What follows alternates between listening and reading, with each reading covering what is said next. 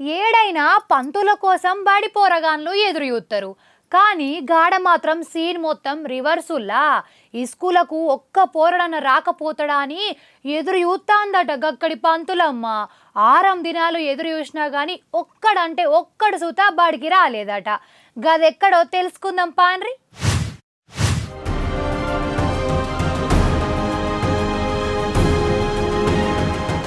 గామె ఎదురు చూస్తాంది నీకోసమో నాకోసమో కాదుల్లా, కుద్దు బడి పోరగాన్ల కోసం.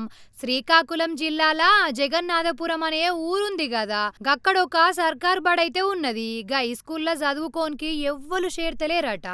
ఒక్కలన్న రాకపోతారా అని గా చదువులమ్మ పోరగాళ్ళ కోసం పొద్దాంత ఎదురు చూస్తూనే ఉన్నది. ఇక లాభం లేదని పంతులమ్మనే ఊరంతా తిరిగి ఊరి పెద్దలకు గా ముచ్చట గిట్ల చెప్పింది. అయినా గాని ఆళ్ళు ఇన్లే. గాళ్ళ పోరగాళ్లను పక్కూళ్ళుండే ప్రైవేటు బడికి తోలిస్తున్నారట.